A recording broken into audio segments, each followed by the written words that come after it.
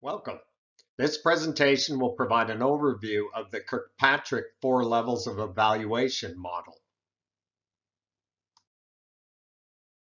Kirkpatrick's 4 levels of evaluation is a widely known and highly influential model that was developed by Donald Kirkpatrick at the University of Wisconsin-Madison. The Kirkpatrick model provides a practical and flexible framework for designing training that increases job performance and maximizes results, and is used primarily to evaluate traditional instructional-led training programs. The model consists of 4 sequential levels that inform each of the next levels, representing a more precise measure of success. Donald Kirkpatrick was an American professor and an author that developed the 4 levels of evaluation as part of his dissertation research in 1954. His ideas were published to a broader audience in 1959 in a series of articles in the U.S. Training and Development Journal, but they are better known for a book he published in 1994 entitled Evaluating Training Programs.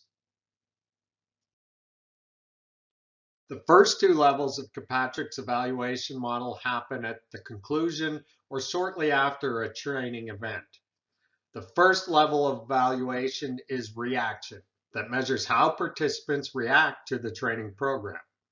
This level is often referred to as the smile sheet and almost always happens.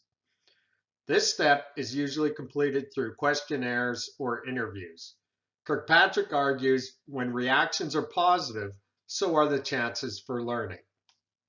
The second level of evaluation moves beyond learner satisfaction by assessing the learning by the extent in which the participants increase the knowledge or skills or change their attitudes. Assessments can be tests at the end of the training or tests at the start and end of the training event. As with all assessments, the validity depends on the alignment between the learning objectives and how well the assessments measure mastery of those learning objectives. The final 2 levels of Kirkpatrick's evaluation model occur embedded in the organization. The third level measures the change that has occurred in the behavior of the learners due to the training. The level is looking to see if the learning is applied in practice. Changes in behavior can be measured with surveys and/or with other data points. Measuring this level can be difficult because changes in behavior can occur at different times and due to different factors other than the training.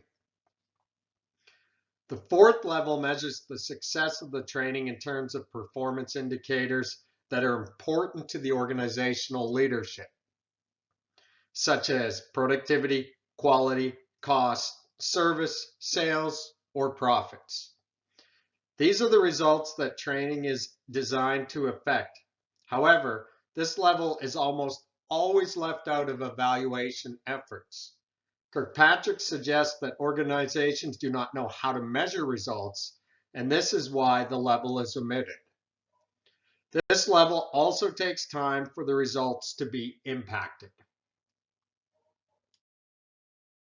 The Kirkpatrick model of evaluation is still regarded as a credible and accepted evaluation model over 60 years after its inception. It is mostly regarded as a model to evaluate formal trainings. However, the ways that people learn and organizations operate has changed radically in this time. Even the term training has been largely replaced by learning and development. As trainings become more personalized, Kirkpatrick's model may become more difficult to implement or less relevant. Some research suggests that meta-analytical techniques and a repeated measurements design should be used when implementing Kirkpatrick's model. The strengths of Kirkpatrick model include its simplicity, which makes it easy to conceptualize and to provide a framework around measuring training. This framework includes 4 basic categories of training success indicators. The popularity of the model aids in promoting evaluation within an organization, and it was created specifically for training interventions, which provides credibility in being a reliable approach for evaluation. There are some perceived limitations to Kirkpatrick's model as well. It has been criticized as simply a taxonomy with no relationships among the levels. There is no or limited evidence that the levels are correlated, which makes each of the levels a different focus. This allows the model not to be applied in its entirety, often ending at step 1 or 2. Another drawback is that levels 3 and 4, which arguably yield the most useful information for the business, are time-consuming, resource-intensive, and expensive to implement. The model also lacks formative and summative components for improving the instruction. Finally, the simplicity of the model can also lead to misunderstandings and overgeneralizations.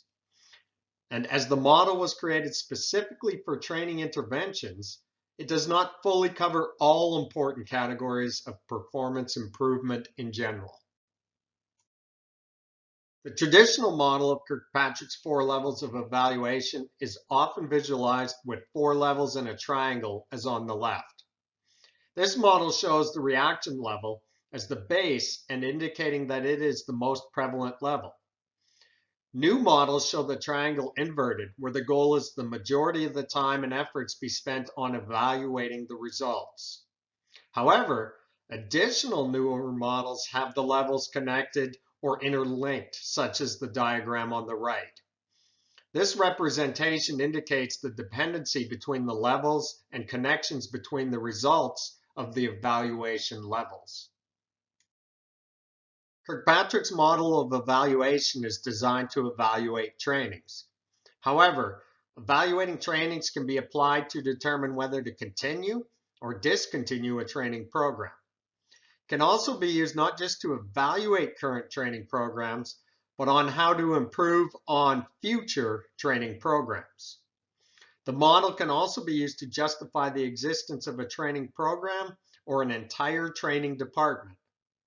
This model can be used with Phillips' 5th level to determine the return on investment of a training program. In applying Kirkpatrick's model, designers need to think of not only the learning that needs to take place, but the organizational change that is desired. Many trainers use the Kirkpatrick evaluation model in backwards design as a guide for developing effective trainings.